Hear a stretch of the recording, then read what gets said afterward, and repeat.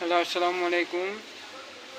নোয়াখালী জেলায় বিভিন্ন উপজেলাতে পানির চাপ বৃদ্ধি পাচ্ছে। মেজদি কবিরাট উপজেলা এবং মেজদি সদর সহ কোম্পানিগঞ্জ জায়গায় পানির চাপ দিন দিন বৃদ্ধি পাচ্ছে। এখানে মুসাফুর সুইচ গেট ভেঙে গেছে। মুসাফুর সুইচ গেট ভেঙে যাওয়ার ফলে মুসাফুরের সেদিকে বিপদ সংকেত দেখা গেছে। এছাড়া নোয়াখালী চাপ আরও বৃদ্ধি পাবে জানা যাচ্ছে। বৃষ্টির পরিমাণ আরও বৃদ্ধি পাচ্ছে।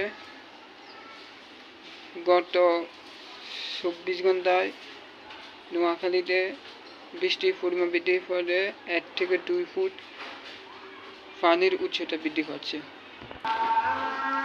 নোয়াখালী জেলায় প্রায় 2 লাখ মানুষ আশ্রয় কেন্দ্রে গিয়েছে। তারা আশ্রয় কেন্দ্রে প্রায় 2 লাখ মানুষ সেবা নিয়েছে। সোমবার সকাল 10টা থেকে নোয়াখালী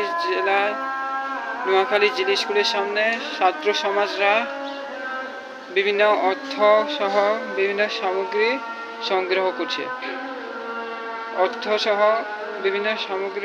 করছে। নোয়াখালী জিলা স্কুলের সামনে।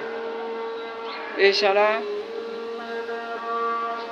নোয়াখালী ছাত্র সমাজরা নোয়াখালী জেলার আশ্রয় কেন্দ্রের লোকজনকে সেবা দিচ্ছে এবং তারা নিজ দায়িত্বে দায়িত্ব গ্রহণ করছে। নোয়াখালীর দিকে আরও চাপ বৃদ্ধি পাবে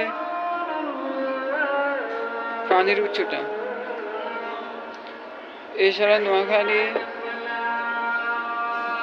জেলা মুসাফুরে সুইচ গেট ভেঙে যাওয়ার ফলে নোয়াখালী জেলা বিপদ সংকেত দেখা দিয়েছে। বিভিন্ন উপজেলা কবিরহাট, কোম্পানিগঞ্জ পানির উচ্চতা বৃদ্ধি পাচ্ছে। সবাই নোয়াখালীর জন্য দোয়া করবেন। আল্লাহ হাফেজ। এটা ছিল নোয়াখালীর সর্বশেষ তথ্য।